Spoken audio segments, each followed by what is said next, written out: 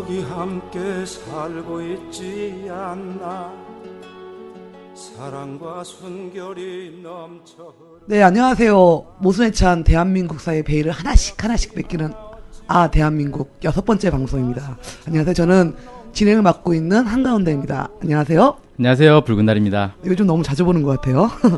그런가요? 뭐 일주일에 한 번인데요. 네. 저희가 지난 방송에서는 한국 정치제도의 문제점을 살펴봤습니다. 근데 사실 한국의 정치제도의 문제점도 있지만 더 중요한 문제는 미국이 한국 선거에 개입하는 문제다라는 생각이 드는데요. 왜냐하면 미국이 자국의 이해에 따라서 다른 나라의 선거에 개입한다는 것은 이미 많이 알려진 사실이죠. 그렇죠. 그래서 우리나라에도 분명히 미군정부터 시작됐기 때문에, 그리고 미국이 원하는 자본주의 형식으로 이렇게 만들었기 때문에 당연히 한국 선거에 개입할 거라고 봅니다. 그렇다면 이제 한국 선거에 첫 번째로 미국이 개입하는 목적이 과연 무엇인지 좀 궁금합니다. 예, 뭐 당연히도 미국이 이제 자국의 이익을 위해서, 미국의 이익을 위해서 개입을 할 건데요. 그 이익이 무엇이냐, 이게 이제 중요하겠죠. 그 홍성률 교수가 이제 자기 논문에서 이런 얘기를 했어요. 과거 군사 독재 정권기에 기득권을 유지한 세력이 민주화 이후에도 여전히 힘을 유지하고 있고, 이것은 독재 정권기의 관행과 잔재들이 민주화 이후에도 답답하리만큼 개선되지 않고 남아있는 중요한 원인이 되고 있다. 미국의 영향력이 이와 같은 현상 유지를 가능하게 했던 힘의 전부이거나 중요한 부분이라고 말하면 너무 단정적일 수 있으나, 적어도 이러한 현상 유지에 보탬을 주는 힘으로 작용했다는 것을 부정하기 어렵다. 이렇게 얘기하면서요. 이 현상 유지라는 것은 단순히 정권 성격 차원의 문제라기보다 더 근본적으로는 한국 사회가 처해 있는 분단 환경과 군사적, 외교적 틀의 문제와 관련이 있다. 미국은 분단 상황의 급격한 변동이나 기존 휴전체제, 작전지휘권 문제를 비롯한 한미 군사동맹 관계의 틀이 선거 등 한국의 정치 과정을 통해 도전을 받거나 중요한 쟁점으로 부각되는 것 자체를 원하지 않는다. 이렇게 이제 얘기를 해서 결국에는 이제 미국이 한국 사회에 이런 군사적 문제 있지 않습니까? 예, 예. 군사적 문제, 이런 것들, 한미 군사 동맹이 계속 유지되고 강화되는 걸 바라고 있다는 거예요. 그리고 그 과정, 그런 방향으로 정치에 계속 개입을 해왔다는 거죠. 그러다 보니 거기에 가장 잘 이 찰떡궁합이 되는 게 바로 독재 정권 이 세력, 독재 세력들이기 때문에 계속 독재 세력들을 지원을 해줬다. 이렇게 이제 볼 수 있는 거죠. 네, 그럼 미국이 한국 선거에 개입한 사례를 좀 살펴볼 텐데, 저희가 아무래도 87년에 좀 큰 항쟁이 있었으니까 87년 직선제 개헌하기 전 그런 사례가 있었는지 좀 말씀 좀 해주실래요? 네, 뭐 몇 가지 사례만 좀 말씀드리면, 예를 들어 이제 박정희 정권 시기에도 선거는 있었습니다. 뭐 1963년도에 그 민정 이양을 위한 선거가 있었죠. 대통령 선거, 국회의원 선거가 있었는데, 이때 주한미 대사가 한국의 정치적 안정을 위해 잉여 농산물 원조를 예정보다 앞당겨야 한다. 이렇게 본국에 요청을 했어요. 그래서 본국에서 실제로 그게 이제 수용이 돼서 잉여 농산물이 더 예정보다 일찍 들어왔습니다. 그러니까 당연히 이건 당시 집권자에게 유리하겠죠. 그래서 박정희 후보와 공화당에 유리하게 작용을 하도록 했다. 뭐 이렇게 이런 보고가 있고요. 그 다음에 1971년도에도 그때 이제 7대 대통령 선거가 있었는데, 이때 김대중 후보가 나와가지고 선풍적인 그렇죠. 인기를 끌었었죠. 네네. 이때도 이 미국이 상당히 적극적으로 개입을 했는데, 주한미 대사관이 당시에 이제 정보 수집을 열심히 했습니다. 그래서 네. 미 국무부에 계속 보고를 했는데요. 뭐 1970년부터 그런 보고들이 있었어요. 1970년 11월에 김대중 후보가 시국 강연회를 했는데, 이때 선거 관련 종합 보고서를 작성을 했고, 선거일이 다가올수록 보고서 작성 주기도 점점 짧아지면서 많은 보고서가 이제 국무부로 넘어갔습니다. 그러다가 이제 선거가 백중세로 접어드니까, 그때 이제 김대중 후보가 상당히 선풍적인 인기를 끌었기 때문에 백중세로 접어드니까 국무부에서 이 학생들의 교련 반대 운동에 대해서 자세히 보고하라, 뭐 이런 식으로 지침까지 내려주면서 이 민감한 사안들에 대해서 계속 보고를 하도록 만들고, 막판에는 거의 매일 일일 보고를 했다 그래요. 네. 그때 미국이 김대중 후보가 당선될 경우를 대비해서 비상계획을 수립했다. 비상계획이요? 그건 예. 별로 좋지 않을 것 같아. 그렇죠. 당선되는 걸 바라지 않고 있었고, 당선되면 비상한 어떤 조치를 취하겠다, 이런 계획을 짜놓고 있었다는 거죠. 그때 당시에 어떤 일이 있었냐면, 이 그때 이제 경제가 워낙에 이 한국 경제가 어려운 시기였고 예. 미국 경제 원조에 많이 의존하고 있었잖아요. 네네. 그러다 보니까 미국의 입김이 상당히 강하게 작용할 수 있었습니다. 예를 들어 1971년 1월 달에 김대중 후보가 미국을 방문을 했어요. 네. 미국을 방문했는데 닉슨 당시에 미국 대통령이 닉슨이었는데 면담을 거부를 해버렸습니다. 뭐 면담 거부할 수도 있죠, 근데. 그런데 이제 문제는 여당 후보에 대해서는 적극적으로 지지하면서 야당 후보는 면담을 샥 거부를 해버리는 이런 식으로 이제 개입을 하는 거죠. 둘 다 거부라던가 둘 다 받던가 했어야 된다는 거죠. 그렇죠. 그러니까 사실상 이 면담 거부가 쭉 알려지니까 미국은 김대중 후보를 싫어하는구나, 지지하지 않는구나. 이게 이제 쫙 국내에 알려지는 거죠. 그리고 그때 당시에 미국의 석유 회사가 700만 달러에 달하는 정치 헌금을 박정희의 공화당에 전달을 했습니다. 미국 회사가요? 네, 미국 석유 회사가 그러니까 노골적으로 그냥 박정희를 밀어준 거죠. 이런 일들이 있었습니다. 네. 그러니까 그 당시에도 뭐 보이던 안 보이던 계속 대선에 개입을 했다 이렇게 볼 수 있네요. 네.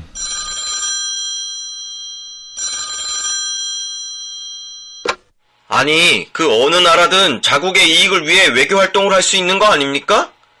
미국도 자신들의 이익을 위해 합당한 외교 활동을 한 건데 그게 왜 문제라는 거죠?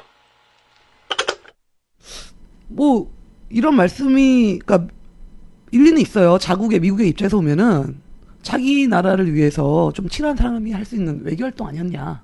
네, 그렇죠. 근데 두 가지 문제가 있는데 하나는 미국이야 당연히 미국의 이익을 위해서 여러 가지 활동을 하겠지만 그게 한국 입장에서는 우리 국민들에게 피해가 된다는 거예요.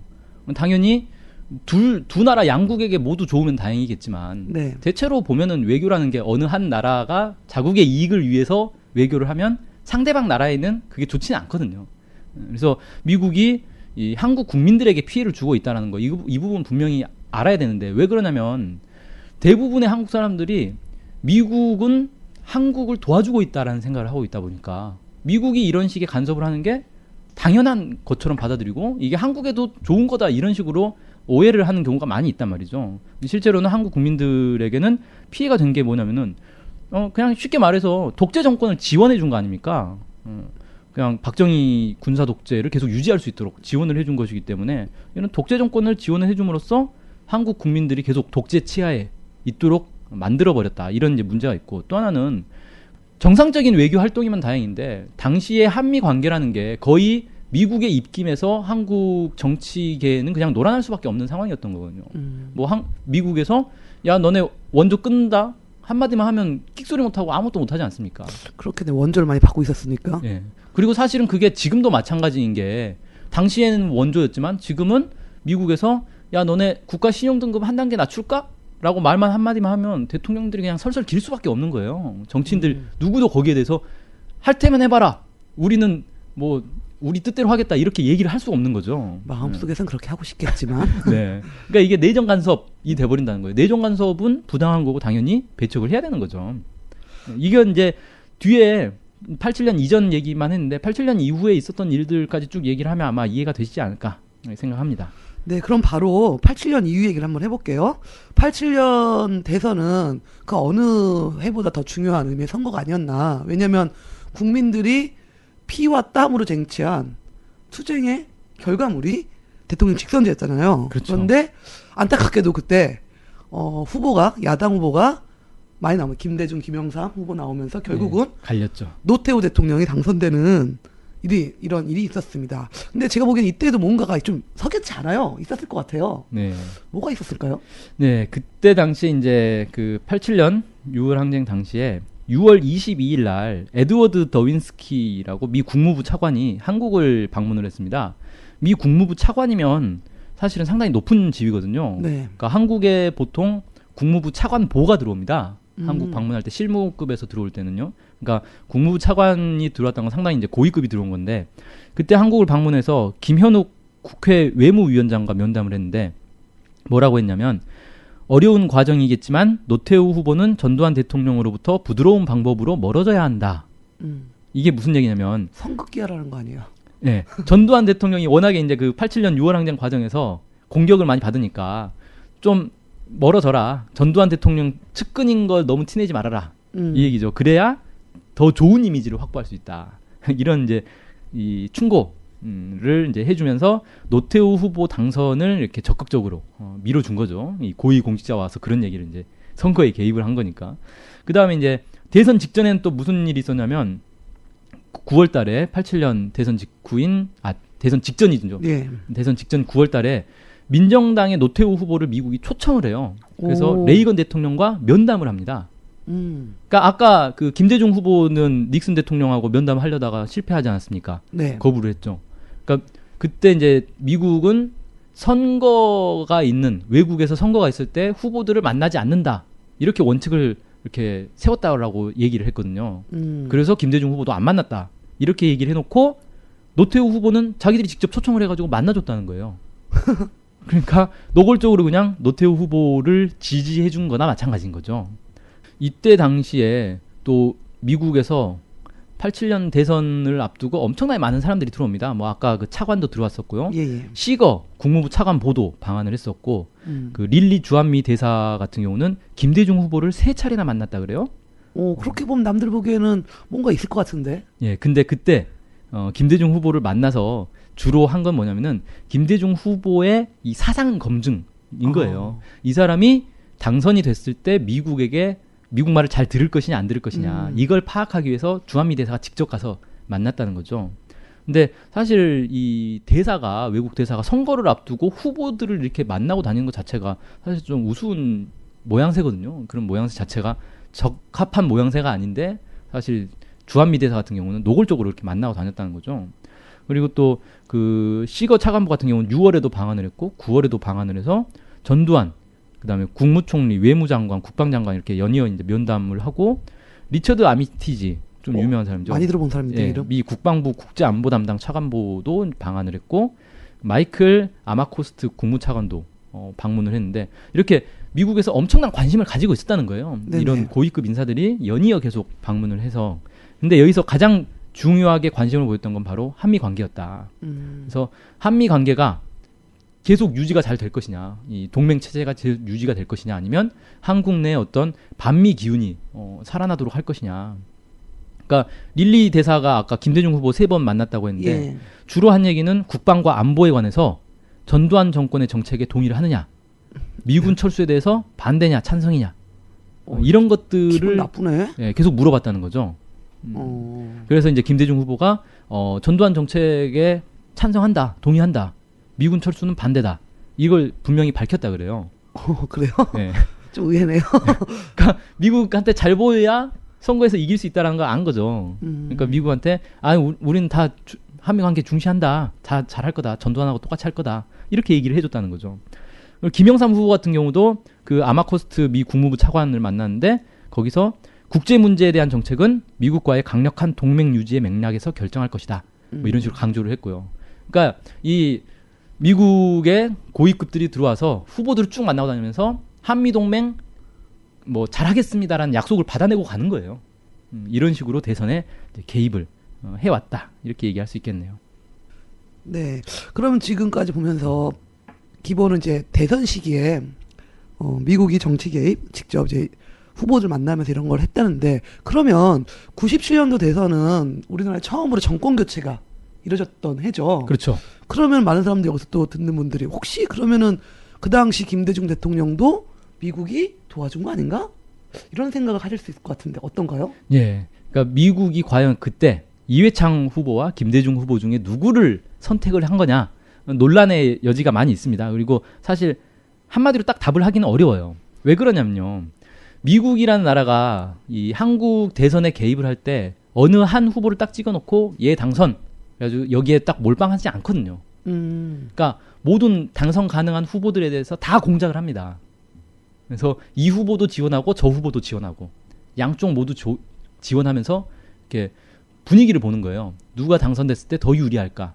그리고 혹시라도 우리가 원하지 않는 후보가 당선되더라도 한미동맹에는 차질이 없도록 작업을 한다는 거죠. 그래서 마치 내가 너네 도와주고 있으니까 말 잘 들어. 이런 식으로 분위기를 쫙 몰고 가다가 실제로 당선이 돼도 큰 문제 없게. 이렇게 해왔다는 겁니다. 97년도에는 사실 미국이 가장 관심 있어 하는 건요. 이 IMF 문제였어요. 아, 대선 전에 IMF 문제가 발생했으니까요. 네, 그렇죠. 그 국제통화기금 그 IMF 사태가 딱 터지면서 구제금융이 쫙 들어오는데 그때 구제금융이 들어올 때 조건이 있었죠. 사실상 신자유주의를 적극적으로 도입하라는 거 아니었습니까? 예, 그렇죠. 그래서 구조조정 대대적으로 하고 뭐 노동부 바꾸고 막 이런 것들을 요구를 쫙 했는데 사실상의 어떤 경제 신탁 통치를 IMF가 경제 신탁 통치를 하려고 하는데 선거가 딱 끼어버리니까 김영삼 정부가 IMF랑 약속을 해도 정권이 바로 바뀌면서 이게 무산이 될 수 있다는 거죠. 그렇죠. 그러니까 결국은 미국에서 관심은 뭐냐면 누가 당선되더라도 이 IMF와의 약속을 지켜야 된다는 거였어요. 그러니까 이회창 후보와 김대중 후보 측을 동시에 작업이 들어가서 둘 다 약속을 받아내는 그런 방식을 썼죠. 그래서 실제로 두 후보 모두 각서를 쓰지 않습니까? 정말 웃기는 거죠. 대통령 후보들이 IMF 말을 잘 듣겠습니다라는 각서를 당선 전에 미리 쓰는 그런 황당한 사태가 벌어진 거예요. 그때 이제 무슨 일이 있었냐면 구체적으로 97년 11월 26일에 그때 DJP 연합이 있었죠. 그러니까 김대중 후보가 이제 김종필 자민련과 이제 연합을 했었고 거기에 박태준도 거기 이제 핵심 인물이었어요. 네네. 그 박태준이 주한미 대사관을 방문을 했는데 리처드 크리스텐슨 부대사가 김영삼 정부가 IMF 프로그램을 합의하면 너네가 당선됐을 때 그걸 수용할 거냐 아니면 재협상을 할 거냐라고 물어봤다는 거예요. 그리고 보즈워스 주한미 대사가 이회창 후보 측과 김대중 후보 측 인사들을 비공식 만찬에 불러가지고 둘 다 불러가지고 IMF 프로그램 어떻게 할 거냐 너네 누가 당선되든 성실히 이행하라 이렇게 이제 얘기를 했다는 거죠. 근데 이제 분위기가 이제 대선 막바지로 가면서 김대중 후보가 그때 IMF 재협상을 추진하겠다라고 주장을 했어요. 왜냐하면 이제 그때 당시에 분위기가 국민들이 IMF가 요구한 것 자체가 너무 가혹하다. 우리가 무슨 경제 식민지냐 막 이런 이제 요구들이 나오니까 이제 야당 후보로서 국민들의 뜻을 이제 받아가지고 IMF 재협상하겠다라고 하니까 깜짝 놀랐겠는데 미국 측에서 난리 났죠. 그래가지고 그때 주한미 대사관의 부대사와 공사 참사관이 김대중 후보 측 인물들을 쫙 만났다 그래요. 그래서 너네 그런 식으로 나오면 한국 경제 신뢰 회복이 어려울 것이다. 이런 식으로 얘기를 했다는 거죠. 협박이네, 협박. 예. 그러니까 사실 한국 경제는 미국이 좌지우지하는 거 아닙니까? IMF 자체도 사실 미국이 좌지우지하고 있었던 거고.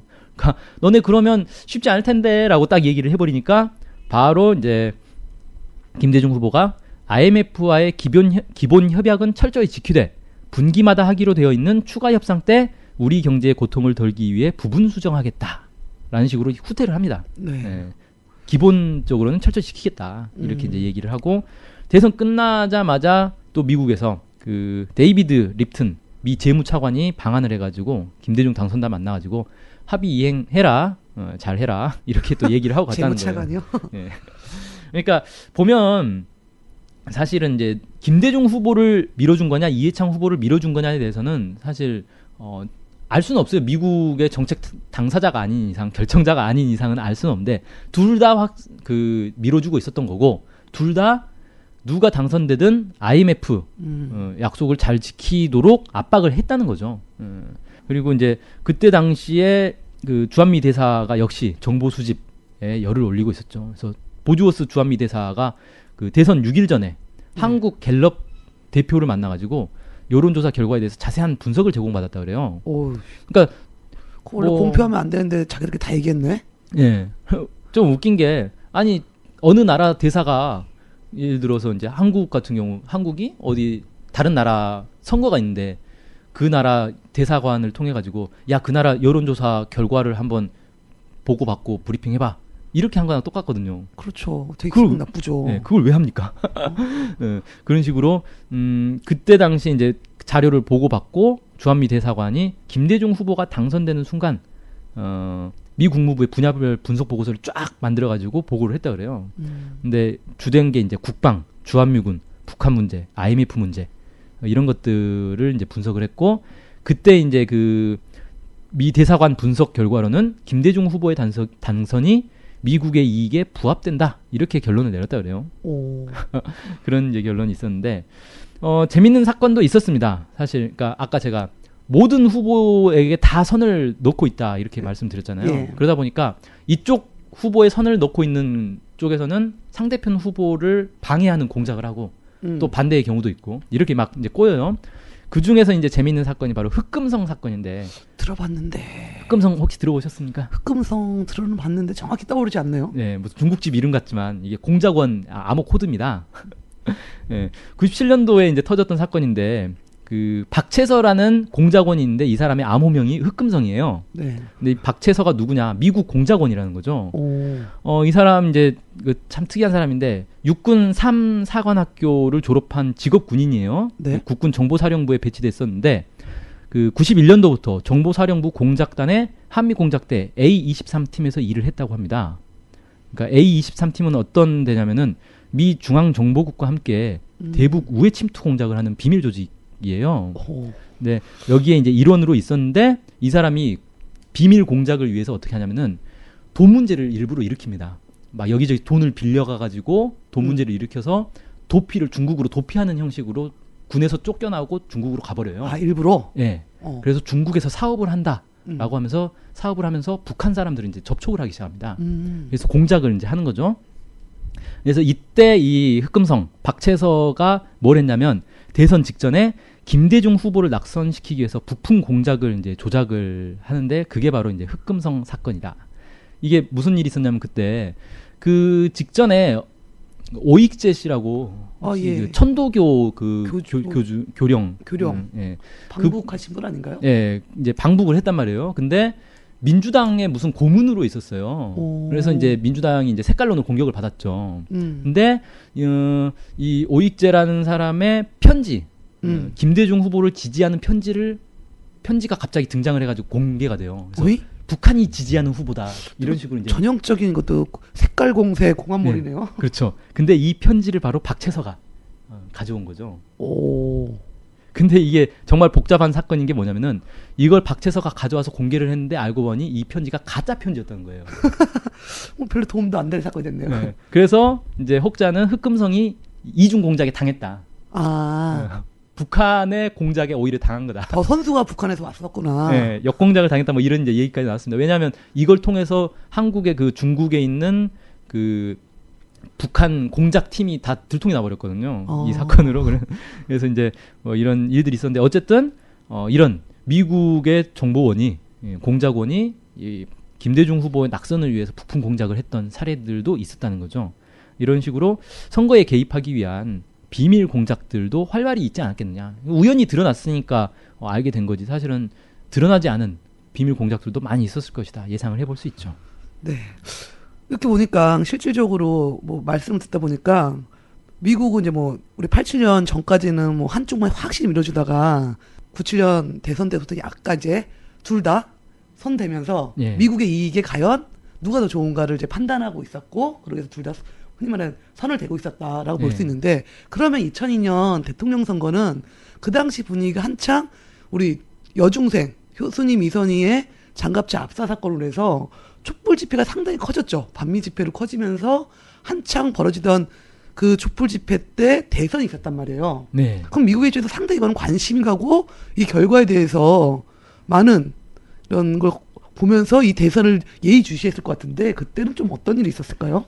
그렇죠. 그러니까 미국이 선거에 개입하는 주된 이유는 한미 동맹을 유지 강화하는 게 기본이기 때문에 이처럼 이제 반미 감정이 갑자기 폭발하는 이 상황에서 미국이 당연히 관심을 깊이 가질 수밖에 없고요. 2002년 대선의 화두는 이제 누가 뭐래도 반미였는데 이때 이제 대선 후보들이 너도 나도 반미에 편승을 하지 않았습니까? 심지어는 이회창 후보까지도 보수 정당의 이회창 후보까지도 촛불 집회 나와가지고 이제 얘기를 했을 정도로 너도 나도 이제 반미를 얘기를 했는데 그때 이제 미국이 반미 감정을 누그러뜨리기 위해서 그러니까 반미 성향의 후보가 당선이 되는 걸 바라지 않았기 때문에 반미 감정을 누그러뜨리기 위해서 대선 바로 전날 12월 18일이었죠. 잭 리드 상원 의원이 최성홍 외교부 장관을 만나가지고 네. 이 여중생 미군 장갑차 압사 사건에 대해서 깊은 유감과 조의를 이제 표합니다. 그런 식으로 해서 반미 감정을 좀 누그러뜨리려고 노력을 했는데 당시에는 줄타기를 했다기보다는 이 이회창 후보를 적극적으로 지지를 했어요. 미국이 네. 친미 성향이 더 강하기 때문에 그때는 이제 친미 반미 이게 너무 중요한 사안이 돼가지고 그래서 2002년 그 대선을 앞두고 1월달에 한나라당 이회창 후보가 미국을 방문해서 체니 부통령, 콘돌리자 라이스, 백악관 국가안보수석, 콜린 파월 국무장관, 쟁쟁하신 분들 만났네. 리처드 아미티지 국무부 부장관, 폴 월포이츠 국방부 부장관. 그러니까 미 행정부의 실세들을 연속적으로 쭉 만나고 봤거든요. 그러니까 이 얘기는 뭐냐면은 미국은 이해창 후보를 지지하고 있다는 걸 암묵적으로 보여준 거죠. 이런 식으로 이제 미국이 자기의 입장을 이제 보여주긴 했으나 사실은 이때 당시에는 워낙에 여론 자체가 이 노무현 이제 당선의 바람이 쭉 불면서 미국의 이제 대선 개입이 사실 실패한 대선 중에 하나다. 뭐 이렇게 얘기를 할 수 있겠습니다. 네. 그리고 갑자기 그러다가 이제 노무현 대통령 미국 갔다 오신 다음에 좀 하셨던 말이 좀 황당하게 떠오르긴 하는데요. 분위기 확 바뀌어버렸죠. 예. 근데 지금 이렇게 말씀해 주신 것들은 이제 공개가 됐는데, 솔직히 미국의 정치 공작은 공개되지 않은 일도 더 많을 것 같아요. 그렇죠. 그래서 미국의, 우리나라의, 한국에 그런 펼치는 정치 공작의 뭐 양상, 사례가 어떤지 그런 거 좀 있으면 얘기 좀 해주시죠. 예, 좀 유형 정리를 좀 할 필요가 있는데요. 그 김민웅 교수가 한겨레 20일에 기고한 글이 있어요. 2002년도에 이제 기고한 글인데 미국이여 낙점하소서라는 글이 있습니다. 여기가 그 미국의 공작 사례를 상당히 그 잘 정리를 해놨더라고요. 정리를 하면 이렇습니다. 첫 번째, 친미 세력을 포섭하고 장기간에 걸쳐 육성을 한다. 뭐 그 정도야 뭐. 예, 그래서 CIA에서 미국에 순응할 세력과 인물 그리고 유사시 제거 내지 진압해야 될 세력 여기에 대한 정교한 인사 파일을 작성한다는 겁니다. 네. 우리는 어디에 들어갈까요? 글쎄요. 좀 뭐 불안하죠? 수능 뭐 이런 건 아니겠죠, 저희는? 네, 유사시 제거 리스트에 있지 않을까? 그렇게 이제 이런 인물들을 인사 파일을 작성을 하고 네. 둘째로는 각종 비리 사건 정보를 축적을 합니다. 오. 그래가지고 미국의 요구를 거부하는 정치인이 있으면 언론에 비리 사실을 흘려가지고 정치인들을 길들이는 그런 방식을 써요. 네. 이런 그래요. 일들이 이제 늘상 있는데, 그렇죠. 뭐 확인은 할 수 없죠. 왜냐하면 그 비리 사실이 딱 터졌는데 미국에서 제공한 비리 사실이다라는 것까지 밝혀지는 게 아니기 때문에 그렇죠. 그냥 이 사람이 원래 좀 문제 있는 사람이었구나라고 그냥 인식하게 된단 말이에요. 제가 그 아주 유사한 사례가 있었는데 뭐냐면은 좀 됐어요. 한 십몇 년 된 것 같긴 한데 그 용산에 미군 기지가 있지 않습니까? 네. 그러니까 용산에는 용산구에 미군 차량들이 많이 돌아다녀요. 네. 근데 이제 뭐 불법 주정차부터 시작해서 신호위반 뭐 딱지들 많이 뗄 거 아닙니까? 미군들이 또 워낙에 그런 거 잘 안 지키잖아요. 그렇죠. 별로 안 네. 지키죠. 자기 막 무법 행세를 많이 하는데 용산구청장이 지금 벌금이 너무 많이 밀렸다. 이거 받아내겠다. 이렇게 얘기를 해요. 용감하신데 왠지? 네. 그리고 한 달 뒤에 비리 사실이 갑자기 터져가지고 재선거에 들어갔습니다. 그난 전 좀 의심스럽더라고요. 물론 그 사람이 뭐 실제 비리를 했는지 안 했는지 뭐 그건 잘 모르겠지만 사실 그게 중요한 게 아니죠. 왜 미군들에게 벌금을 받아내겠다라고 하고 얼마 안 가서 바로 비리 사실이 폭로가 돼가지고 낙마를 했을까? 전 그게 좀 의심이 들었는데 뭐 사실은 알 수 없습니다. 내막은. 그렇죠. 그것도 뭐 비밀문서 해제돼야 할 수 있을까요? 그러겠죠. 뭐. 아무튼 그런 이제 의심스러운 사례가 사실 이제 일본에서도 사실 이런 비슷한 일들이 있어요. 그래서 일본의 주요 정객들이 일본도 이제 미군 기지가 있다 보니까 미국과의 관계가 상당히 이제 긴밀한데 이런 좀 이제 미국이 요구하는 걸 잘 받아들이지 않는 정치인들 같은 경우 잘 나가다 갑자기 비리 사건 한번 탁 터지면서 낙마하는 그런 일들이 종종 있었거든요. 그다음에 이제 세 번째는 경제 봉쇄로 위협하는 방식이 있습니다. 돈 갖고 장난친다는 건가요? 예, 그래서 원조 중단, 국가 신용 등급 강등 뭐 이런 걸 가지고 정치인들은 협박하는 거죠. 아까 말씀하신 것처럼 노무현 대통령도 당선되기 전까지만 해도 대선 때까지만 해도 뭐 미국에 대해서 할 말은 하는 대통령이 되겠다 이런 얘기 하다가 대통령 당선되자마자 갑자기 국가 신용 등급이 쫙 깎이면서 미국에 특사 보내고 뭐 살려주시오 막 이렇게 나와버린 거죠. 이런 식으로 미국은 언제든지 한국을 쥐락펴락할 수 있는 조건을 다 가지고 있다. 이렇게 이제 정리를 했더라고요. 그리고 실제로 이런 식의 이제 일들이 진행되고 있었다는 걸 뭐 여러 가지 사례들을 통해서 사실 알 수도 있습니다. 뭐 김민웅 교수가 뭐 미국에서 많이 사셨으니까 예. 뭐 저는 신빙성이 있다라고 봅니다. 네네. 더 많은 경우일 수도 있겠죠. 네네. 네, 알겠습니다.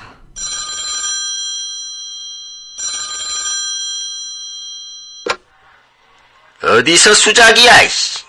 이따위 소설 쓰면서 유언비어를 퍼뜨리는 목적이 뭐야, 니네 증거 있어? 또 우리 할아버지 화나셨네.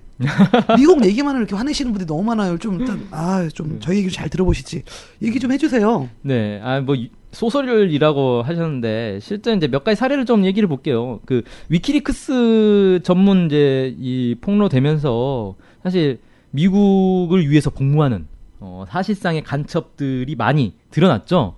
네. 그래서 한국 사회의 정치인, 관료, 언론인들 속에 엄청나게 많이 있었다는 거예요. 검은 머리 미국이 많다고 이미 드러났죠. 네. 그럼 뭐 단적인 예로 그 한미 FTA 협상 과정에서 김현종이라든지 김종은 그 통상교섭본부장 이 두 사람이 미국을 위해서 어떤 역할을 했는지 이건 위키리크스 그 전문 공개된 거 보면 잘 알 수 있지 않습니까?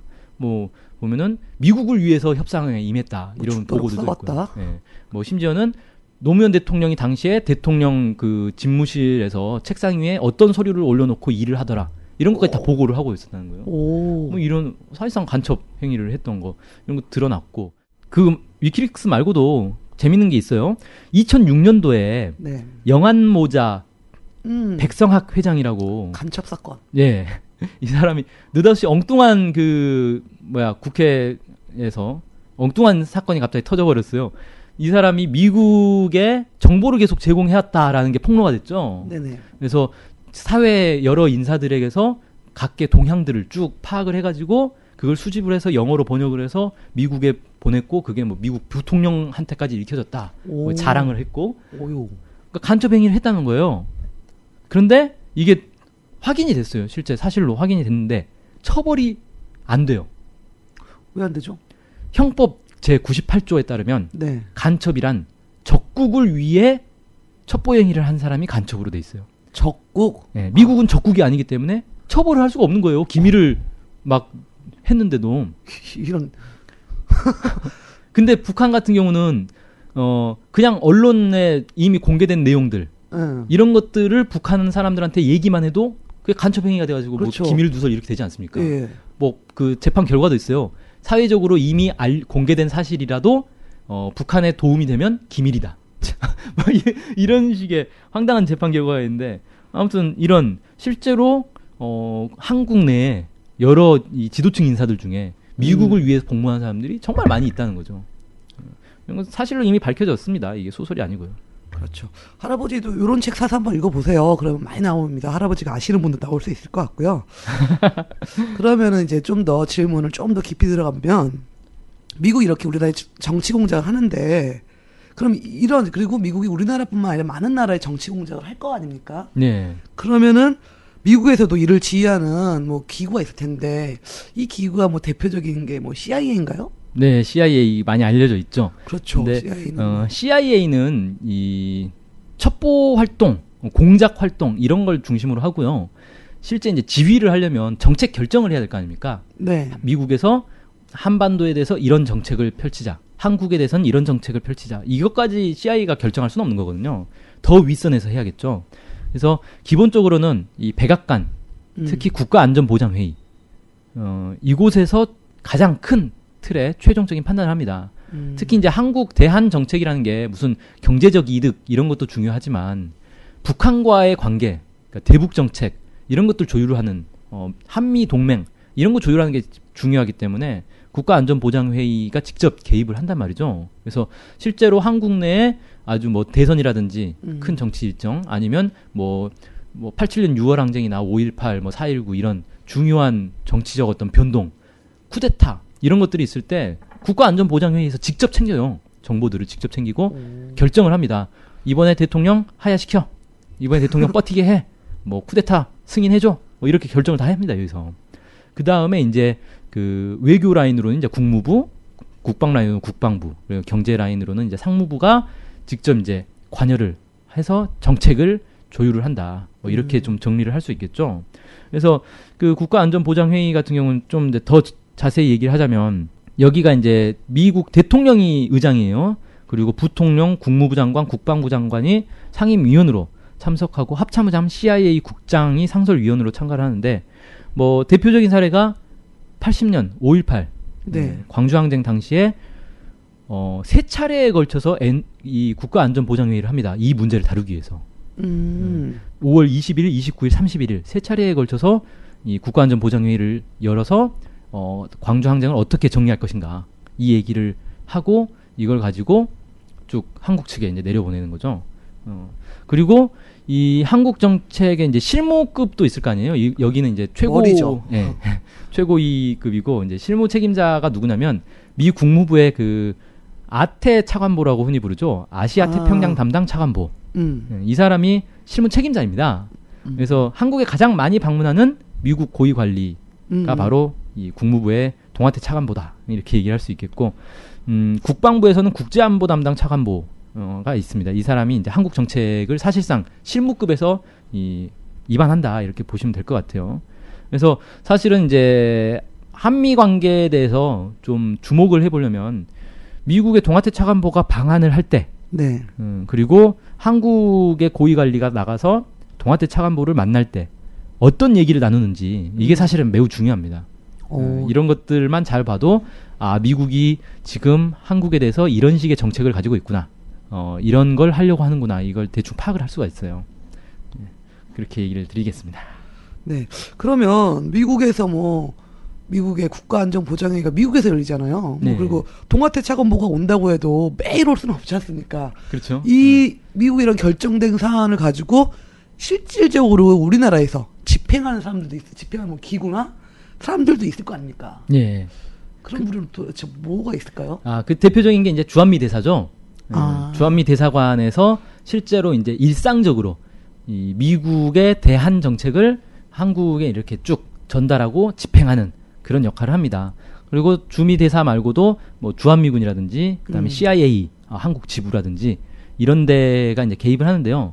주한미 대사 같은 경우는 아주 이제 유명한 게 예를 들어서 몇 가지 사례를 얘기해 보자면 2008년도에 당시에 이제 버시바우가 주한미 대사였는데 이 사람이 상당히 주한미 대사를 오래 했어요. 네. 2008년도에 그 광우병 촛불이 한창이었잖아요. 그렇죠. 그때 손학규가 그때 통합민주당 대표였는데 이 야당 대표에게 전화를 2번이나 겁니다. 그래서 쇠고기 수입 금지를 민주당이 요구를 했는데 네. 실망스럽다, 유감이다 이렇게 항의를 했어요.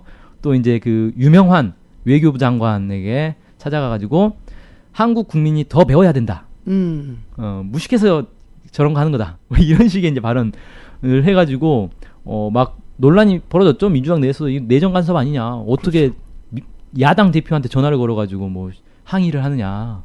대사가 뭐 이런 이제 얘기 있었고요. 네, 기억납니다. 막 신문에 나오고 막 그랬죠.